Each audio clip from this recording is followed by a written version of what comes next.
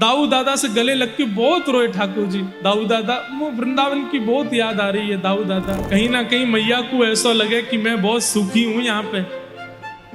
तू मैया जाके बता दे मैं बहुत दुखी हूं यहाँ पे। कई ग्वाला तो छुप के बैठ गए, हम ना मिल रहे आते। इतने दिना की कह के गए हो हम ते, परसों आ जाऊंगा, परसों आ जाऊंगा। इतने साल बाद आ रहा हो, हम ना मिल रहे आते। तुम लोग मिल लो, हम नहीं मिलेंगे आते। कि कोई इतना विरह आतुर हो सकता है कि उसके अश्रु जल नदी बन के बहने लग जाए। मैं आपसे निवेदन कर रहा हूं, मैं प्राण त्याग दूंगा बिना वृंदावन के। तो आपकी स्थिति क्या हो रही होगी इसमें? देव की मैया ने मन में विचार किया कि आज लाला बहुत दिना बाद आयो है, या के काजे में कछु बना के ले जाऊं, अपने हाथन से पवाऊंगी लाला को।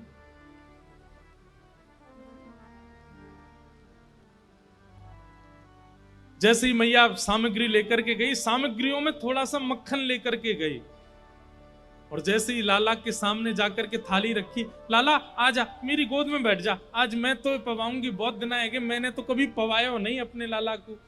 ठाकुर जी गए, देव की मैया की गोद में बैठ गए। जैसी देव की मैया ने थाली आगे करी, ठाकुर जी ने थाली की ओर देखा। पूड़ी है, सब्जी है, साग है, भात है, दाल है, खीर है, रबड़ी है, मलाई है, लेकिन कोने में एक छोटी सी कटोरी में माखन मिश्री रखा देखा। और जैसे ही ठाकुर जी ने मक्खन देखा, ठाकुर जी तो हुंकरियों से रोने लगे। इतनी जोर से याद आई यशोदा मैया की, रोते रोते ठाकुर जी देव की मैया की गोद में ही लेट गए और रोते रोते कह रहे, मोए वृंदावन जानो है, मोए मैया के पास जानो है, मोए बाबा की बहुत याद आ रही है, मोए वृंदावन जानो है। ठाकुर जी के इस रुदन को और ये कहना कि मोए मैया की याद आ रही है, देव की मैया उस समय ठाकुर जी को हृदय से लगाती, लाला मैं यहीं तो हूं, आजा मेरे अंक में भर जा। तो ठाकुर जी चिल्लाते, नहीं मोए मैया पास जानो है। तो देव की कोई अनुभव होता है कि ये यशोदा को याद कर रहे हैं।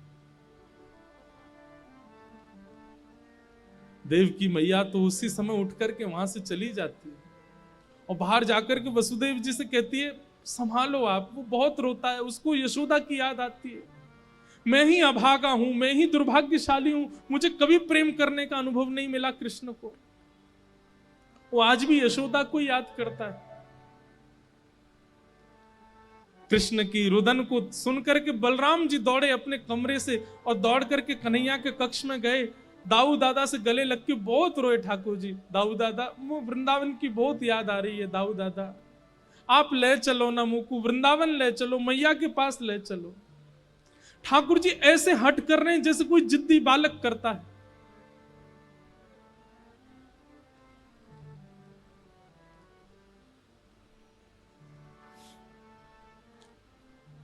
वसुदेव जी आए और आकर के बलराम जी को भी ले गए और बोले, कृष्ण को केवल एक ही व्यक्ति शांत कर सकता है, क्योंकि ये उसी के सामने गंभीर रहता है, वो इसका सखा है उद्धव। उद्धव सखा मथुरा आने के बाद बने ठाकुर जी के। ये भगवान के साथ गुरुकुल पढ़ने भी गए थे। उद्धव को जाकर के वसुदेव जी बोले, उद्धव तुम समझाओ, तुम्हारी बात मानता है कन्हैया। और श्री उद्धव जी महाराज ठाकुर जी के कक्ष में गए। भगवान रो रहे हैं। उद्धव कहते हैं, कृष्ण आप क्यों रो रहे हैं? ठाकुर जी कहते हैं, उद्धव मोह ब्रज की बहुत याद आ रही है। उद्धव जी हंसते हैं, आप परमात्मा हैं, आपको कोई मोह नहीं होता, ये नाटक मत कीजिए मेरे आगे। आप परमात्मा हैं, आप सारे मोहों से दूर रहते हैं, सारी आसक्तियों से दूर रहते हैं। आपका दर्शन करने वाला मोह आसक्तियों से दूर हो जाता है। ये क्या आप आडंबर कर रहे हैं? ये रोना धोना बंद कीजिए। ये हो ही नहीं सकता। ये परम तत्व पर ब्रह्म परमात्मा का ये स्वरूप नहीं हो सकता।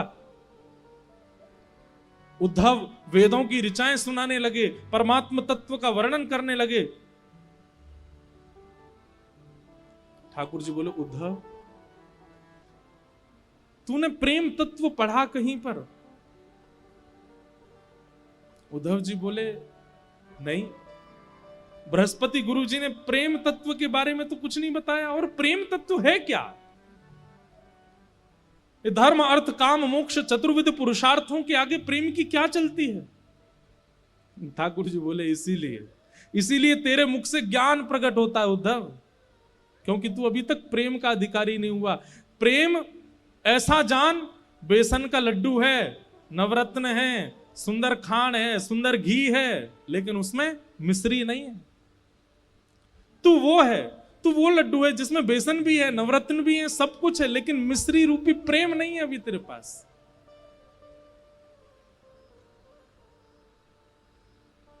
तू नहीं समझेगा। उद्धव मेरा एक काम कर, ये सब बहस की बात नहीं करनी है। मैं अगर वृंदावन गया तो मैं वापस नहीं आ पाऊंगा, मैं तो नहीं जाऊंगा, पर तू एक बार चला जा और बस देख के आ जा कि ब्रजवासी कैसे हैं, मेरी यशोदा मैया कहां बैठी है, नंद बाबा क्या कर रहे हैं, गोपियां क्या कर रही हैं, मधुमंगल श्रीदामा मेरे सखा, उनको एक बार देखा और मैं तुझे पत्र लिख के दूंगा, वो उनको दे आना, बस इतना काम तू मेरा कर दे। उद्धव जी बोले इसमें कौन सी बड़ी बात, मैं चला जाऊंगा। ठाकुर जी कह रहे हैं उद्धव तुझे कैसे जाना है, क्या करना है, सुन ले। उद्धव मेरी मैया से जा कही, मेरी मैया से जा कही, तेरो लाला दुख पावे, मेरी मैया से जा कही, मेरी मैया से जा कही। उद्धव कहीं ना कहीं मैया को ऐसा लगे कि मैं बहुत सुखी हूं यहाँ पे, तू मैया जाके बताए थे मैं बहुत दुखी हूं यहाँ पे, और मेरे दुख क्या हैं। बंधु ठाकुर जी ऐसे ऐसे दुखों का वर्णन कर रहे हैं जिन दुखों को सुनकर के सामान्य व्यक्ति को हंसी आ सकती है। ठाकुर जी कह रहे हैं कोई न मुख धोवे ताते जल, अचला पहुंच सवारे मैया, मुख धोवे ताते जल, अचला पहुंच सवारे।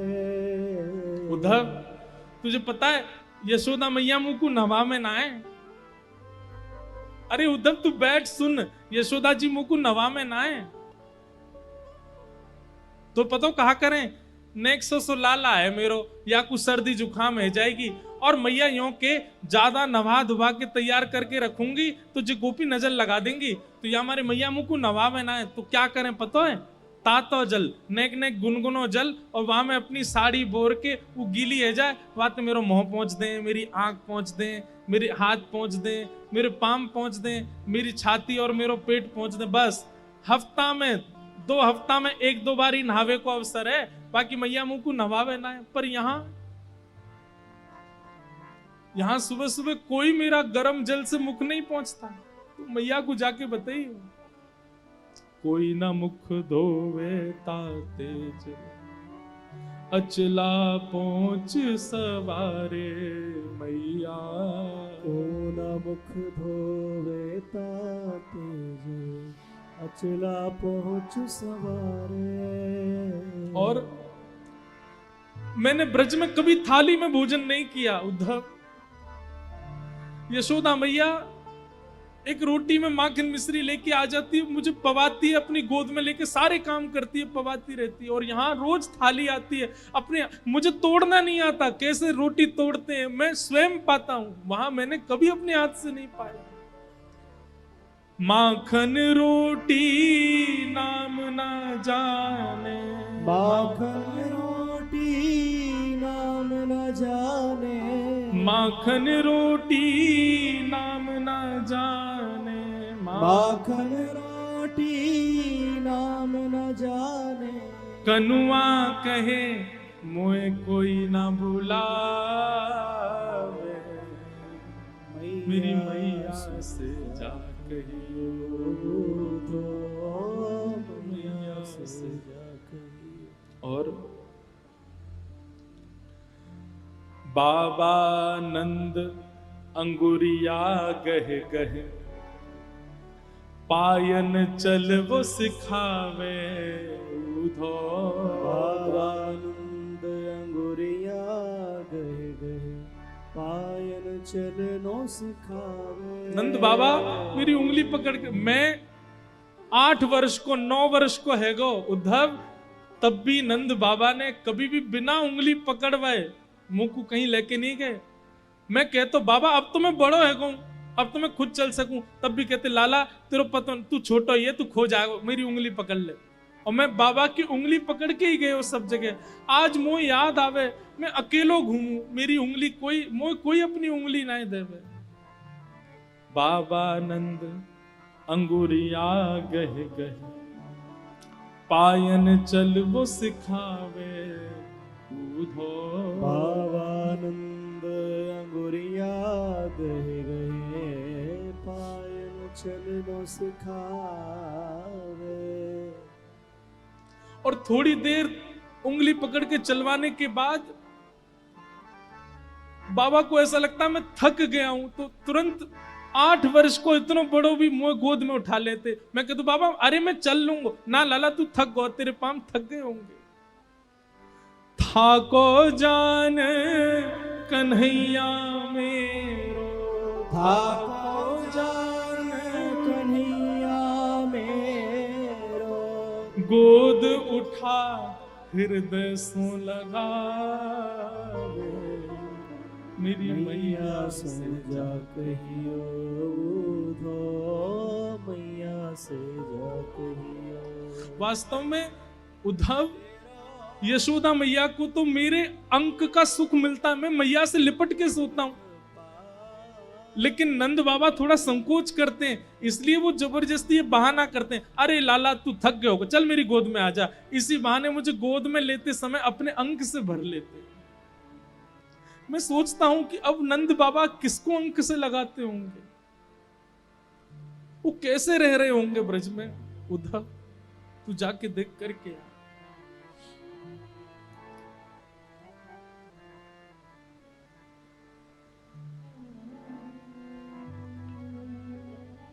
गहर जान जाओ धो, आज ही जाओ ब्रज में, आवत है मोहे याद गोपिन की, आवत है मोहे याद गोपिन की, गैया यूं रम्हावे, मेरी मैया से जा कहियो, उद्धो मैया से जा कहियो। उद्धव जी को ठाकुर जी कह रहे हैं उद्धव तुम जा। उद्धव जी महाराज ठाकुर जी के आंसू पहुंच रहे हैं और थोड़ा व्यंग में बोल रहे हैं, ये सब आप कैसी बातें कर रहे हैं ठाकुर जी। मुझे लगता है ये ब्रजवासियों को समझाना पहले जरूरी है। अगर ब्रजवासी रोना धोना बंद कर देंगे तो आप शांत हो जाओगे। ठाकुर जी बोले अगर वे रोना बंद कर देंगे, वो मोह याद करना बंद कर देंगे, तो मैं तुमको वचन दे रहा हूं मैं ठीक है जाऊंगा। मुंह को रोनो ज्यादा यही मारे आ रहा है, मुंह को रोज हिचकी आमे या को मतलब है ये ब्रजवासी मुंह को याद करें। उद्धव जी बोले फिर तो आपने सही व्यक्ति को चुना है। मैं अपनी लच्छेदार वाणी में ऐसा प्रवचन सुना करके आऊंगा, उनको परब्रह्म परम तत्व की ऐसी व्याख्या सुना करके आऊंगा, भूल जाएंगे आपको। वो आपको सामान्य लाला समझ के बैठे हैं, आपको सामान्य बालक समझ के बैठे हैं, इसलिए रो रहे हैं। मैं अभी जाकर के आपका परब्रह्म रूप उनको दिखा करके आता हूं, भूल जाएंगे आपको। लेकिन वचन दीजिए अगर ब्रजवासी शांत हो जाएं तो फिर आप पुनः उनको कभी याद नहीं करोगे। ठाकुर जी बोले तू जा तो ब्रज। सुन उद्धव एक मेरी बात सुन। बोले क्या? ज्यादा पर ब्रह्म आदि इन सब के ज्ञान की बात मत करिए उनके आगे। भोले हैं ब्रजवासी, वो ज्यादा कठिन शब्द समझ नहीं पाएंगे। तू सरल भाषा में बोलना।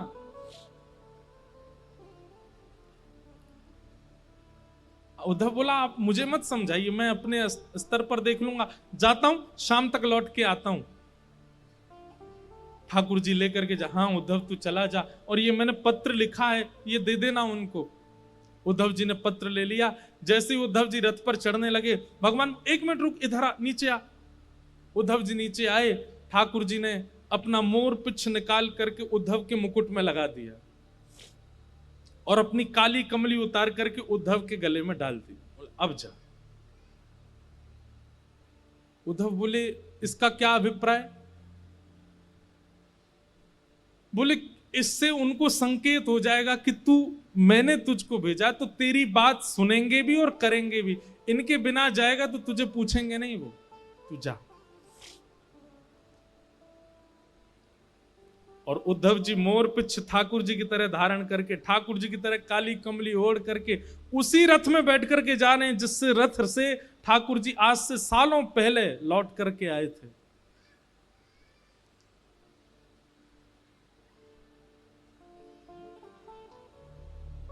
यहां ब्रजवासियों की स्थिति ऐसी है कि रोज मथुरा के मार्ग पर जाकर के बैठ जाते हैं, प्रतीक्षा करते हैं कि आज श्याम सुंदर आएंगे, आज श्री कृष्ण आएंगे।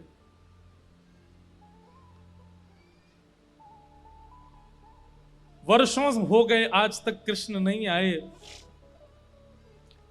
आज भी रोज की तरह ब्रजवासी आकर के बैठे हैं और तभी देखते हैं कि एक रथ वृंदावन की ओर आ रहा है। और जैसे ही उस रथ को देखते हैं, मधुमंगल श्रीदामा तन सुखा मन सुखा धन सुखा सुबल तोक भगवान के सब सखा, अरे कन्हैया आ गयो, कन्हैया आ गयो, कन्हैया आ गयो की टेर लगा देते हैं। एक ब्रजवासी दौड़ करके वृंदावन की ओर भागता है और सब घरों में जाकर के हल्ला करता, अरे सबरे बाहर आ जाओ, कन्हैया आ गयो, हमारो गोपाल आ गयो, परसों की कह के गयो, भले ही बरसों बाद आयो लेकिन आ गयो। और जैसे उसने ये हल्ला मचाया, मानो जैसे ब्रज में जितने भी जीव हैं सबके प्राण आ गए हों वापस। जैसी अवस्था में सब दौड़ रहे हैं, कन्हैया आ गयो, गोपाल आ गयो, कृष्ण आ गयो। सब जगह दौड़ता हुआ जाकर के यशोदा मैया के द्वार पर पहुंचता है और कहता, मैया, अरे मैया तू कहां है? देख तेरो लाला आ गयो, कन्हैया आ गयो, जल्दी चल मैया। सब ब्रजवासी रोते बिलखते दौड़ते हुए जा रहे हैं कि हमारो कन्हैया आ गयो, हमारो गोपाल आ गयो। रथ देख करके रथ की ही बलैयां ले रहे हैं, सब अपने आप को संभाल रहे हैं कि श्री कृष्ण को इतने दिन बाद देखने को अवसर मिलेगा। अरे आंसू तो काई को निकल रहे हो, तुम आओगे तो नेत्रन के आगे धुंध आ जाएगा, कन्हैया को देख नहीं पाएंगे, तुम मत आओ। अब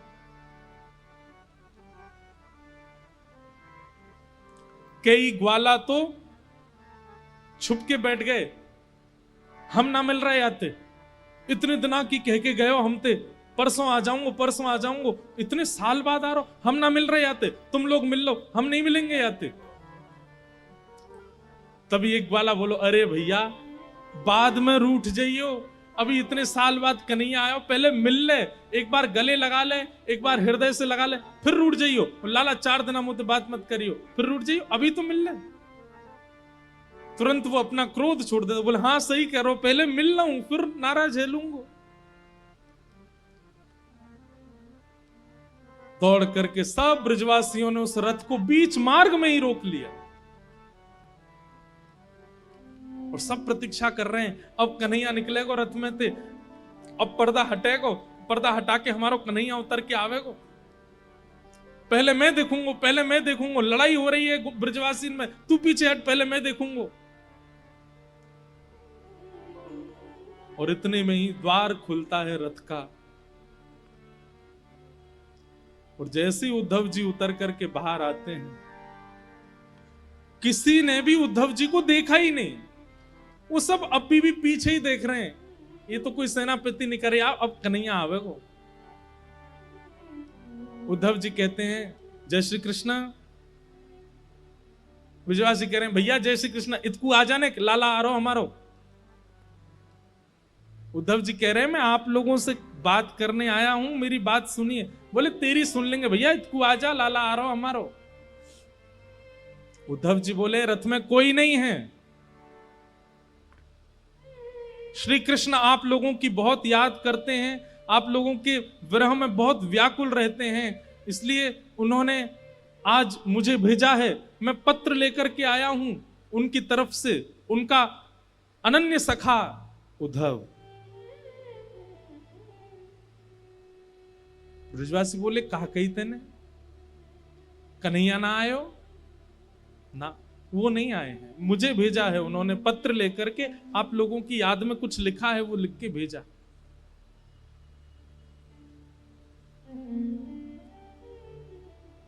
ब्रजवासी सब, वारे कन्हैया, परसों की कह के गयो, बरसों तक आयो नहीं, और बरसों बाद याद आई है तो अपनो सखा भेज दियो, खुद नहीं आयो। और मधुमंगल श्रीदामा बोले, भैया ये कन्हैया ये अच्छे थे जाने कि हम पे अक्षर पढ़वे नहीं आवे, तो पत्र लिख के भेजो है। अरे ये पत्र के द्वारा यानी कोई संवेदना नहीं, यानी ये बतावे की कोशिश करिए कि वो पढ़ो लिखो है। अरे हम पे तो पढ़ो ही नहीं आवे, तो फिर लिख के कहा भेजो माने। कई ब्रजवासी तो वहीं मूर्छित हो गए जब सुना कि श्री कृष्ण नहीं आए। बंधुओं, ये वैज्ञानिक बात भी है कि अति सुख और अति मात्रा में कष्ट एक साथ यदि हृदय में आता है तो व्यक्ति अनकॉन्शियस हो जाता है। कितने ब्रजवासी तो वहीं मूर्छित हो गए जब सुना कि कृष्ण नहीं आए।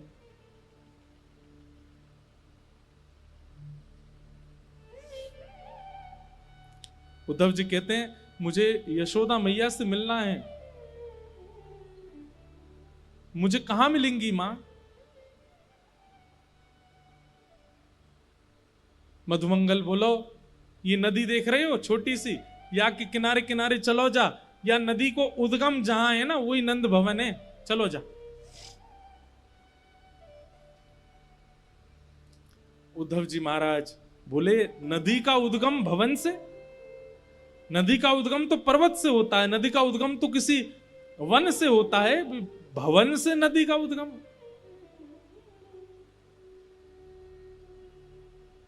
मधुमंगल के, तेरे सखा कन्हैया जब से गए ब्रजमंडल से, उनके विरह में सब ब्रजवासी नंद भवन की दहली पे जाकर के रोते हैं और उनके अश्रु जल ही नदी बन करके बह रहे हैं, इसलिए इसका उद्गम नंद भवन से।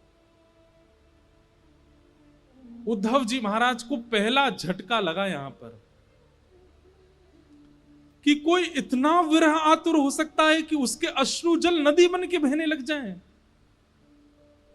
और वो भी 2, 4, 10, 15 लोग नहीं, पूरा का पूरा ब्रजमंडल, और वो भी 2, 4, 10, 5 दिनों के लिए नहीं, वर्षों से रो रहे हैं।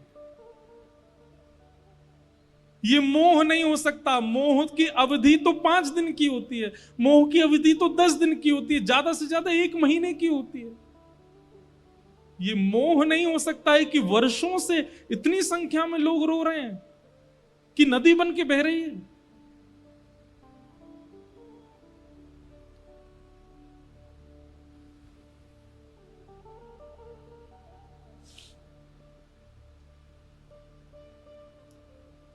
अद्भुत है। उद्धव जी महाराज नंद भवन पहुंचे। मधुमंगल ने जाके कही, मैया बढ़िया भयो तू नहीं आई, लाला ना आयो, वहां को सखा आयो, या ते मिल ली हो, मैं तो जा रहा हूं। और उद्धव जी को वहां छोड़ करके मधुमंगल चला गया। यशोदा मैया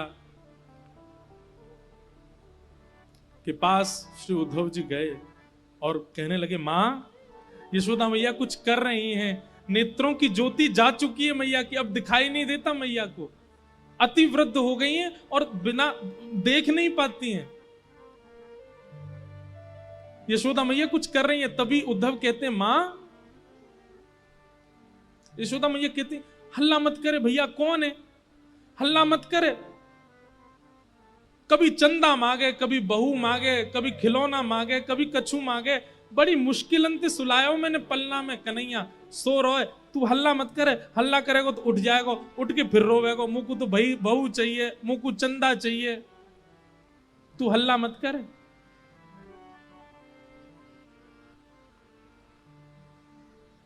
उद्धव जी कहते हैं कौन सो रहा है मां पलना में? यशोदा जी कहते हैं मेरो लाला कन्हैया सो रहा है। उद्धव जी कहते कहां है, दिखाना। मैं दूर से देखूंगा, उठाऊंगा नहीं। मैया उठ करके जाती, उद्धव का हाथ पकड़ती, बोले चल मोह ले चल, मोह तो दिखे ना, मैं तो ऐसे दिखाऊं। और लेकर गई, देख जे कमरा में पलना धरो बोला जई मैं सो रहा, बड़ी मुश्किल। कल तो यो करो मुझको बहू चाहिए, आज यो करो मुझे चंदा चाहिए, रोज कछु कछु मांगतो रहे मोते, बड़ी मुश्किल अंते सुलायो है।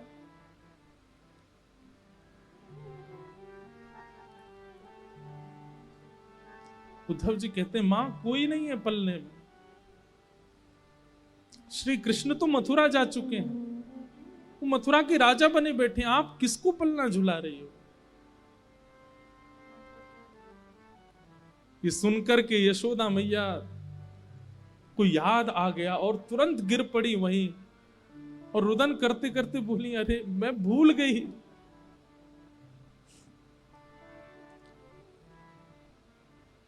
उद्धव का हाथ पकड़ करके यशोदा मैया के कोई मथुरा नहीं गए हो, मैं बताऊं कहां गए हो, एक गोपीन के यहां गए होगो।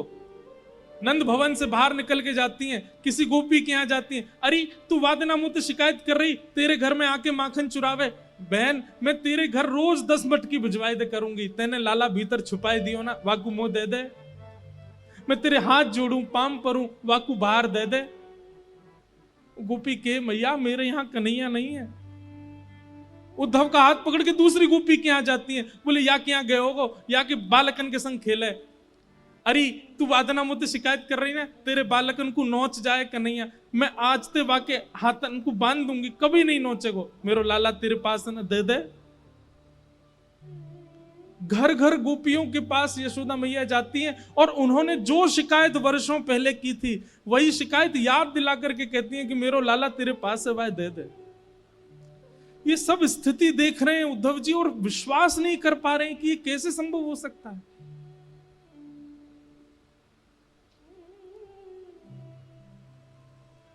अद्भुत प्रेम है ब्रजवासियों का। उद्धव जी महाराज नंद बाबा से मिले, नंद बाबा की स्थिति का भी वर्णन किया, फिर गोपियों के पास गए। असंख्य गोपियां बैठी हैं, बीच में किशोरी जी बैठी हैं और वहां भ्रमर गीत गाया गोपियों ने।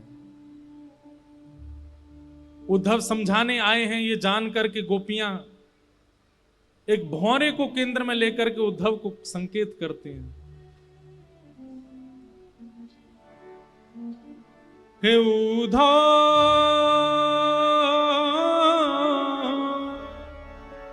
मत आइयो समझाने जाके, कांटा लगे सो ही जाके, कांटा लगे सो ही जाने, जाए बसे दूर बिरज से, भेजते हैं संदेशा, हम गोपीत राह तकत हैं, रूप हो गया कैसा।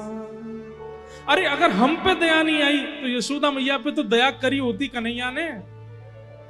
पथराई मैया की अखियां, दर्शन उसका पाने जाके, कांटा लगे सो हे उद्धव उद्धव मत आइयो समझाने जाके, कांटा लगे सो ही जाने। गोपियों ने उद्धव जी महाराज को ज्ञान उपदेश किया, प्रेम उपदेश किया और 6 महीने बीत गए उद्धव जी को ब्रज में। ठाकुर जी से कह के आए थे शाम को आ जाऊंगा। 6 महीने निकल गए उद्धव जी को वृंदावन में, और 6 महीने बाद उद्धव जी की स्थिति ऐसी हो गई, बिना रथ के पैदल ही गए वृंदावन से। और ठाकुर जी के चरणों में बड़ी बड़ी दाढ़ी हो गई है, मूछें हो गई हैं, जटा जैसे केश हो गए उद्धव जी के, पहचान में नहीं आ रहे किसी के। और ठाकुर जी के चरणों में जाकर के मथुरा में कहते हैं, मैं आपसे केवल एक चीज की भीख मांग रहा हूं श्याम सुंदर। भगवान के उद्धव ये क्या हो गया तुझे? बोले केवल एक वस्तु दे दीजिए। बोले क्या? मुझ सहित वृंदावन चलिए और वहीं बस जाइए, वहां से कहीं मत जाइए नाथ। मैं आपसे प्रार्थना करता हूं, मैं अपना ज्ञान यमुना जी में धोकर के आ गया हूं। मैं अपनी सारी ब्रह्म विद्याओं को, सब अपनी वेद विद्याओं को, सबको तिलांजलि देकर के आया हूं वृंदावन में। मैंने ऐसा प्रेम कहीं अनुभव नहीं किया। मैं आपसे निवेदन कर रहा हूं, मैं प्राण त्याग दूंगा बिना वृंदावन के। तो आपकी स्थिति क्या हो रही होगी इस वक्त? यशोदा मैया, नंद बाबा, गोपियों, सबको मिलकर के आया हूं। मैं आपसे केवल एक चीज की याचना करता हूं, अभी वृंदावन चलिए। ये मथुरा आपके लिए नहीं है, वो द्वारिका आपके लिए नहीं है, वो ब्रह्मांड वैकुंठ आपके लिए नहीं है नाथ। आप वृंदावन चलिए। श्री किशोरी जी, सब गोपियां आपकी राह ताक रही हैं, चलिए ठाकुर जी। भगवान उद्धव को हृदय से लगा लेते हैं। उद्धव, मुझे अब इतना प्रिय लग रहा है तू, क्योंकि तेरी वाणी में प्रेम बोल रहा है। अब तेरी वाणी में बुद्धि नहीं है, तेरी वाणी में हृदय बोल रहा है। मुझे ऐसा लग रहा है कि मेरे सामने उद्धव नहीं, साक्षात वृंदावन, साक्षात यमुना जी और साक्षात ब्रजवासी एक मूर्तिमंत रूप धारण करके मेरे सामने खड़े हैं। उद्धव, मैं यही चाहता था कि तू ब्रज को अपने अंदर धारण करके आ।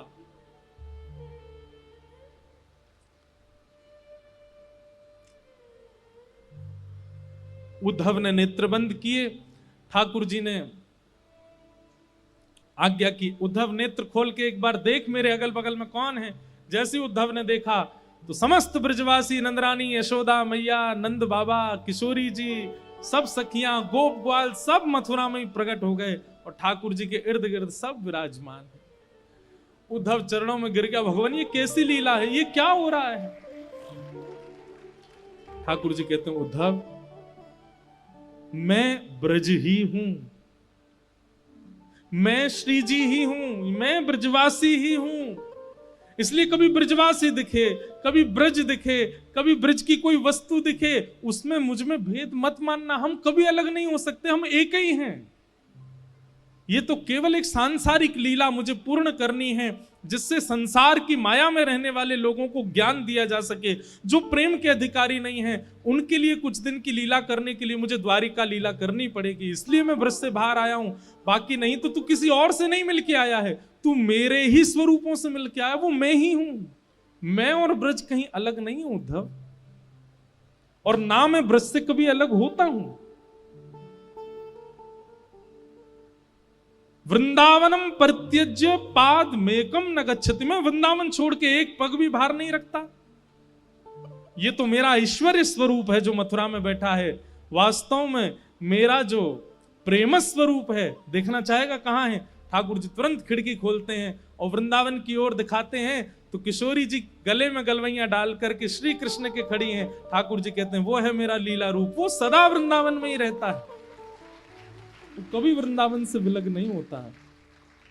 ये तो मेरा ऐश्वर्य रूप है, ये तो मेरा भगवत स्वरूप है, मेरा प्रेम स्वरूप, वो तो सदा वृंदावन में रहता है और वो वृंदावन से कभी विलग नहीं हो सकता।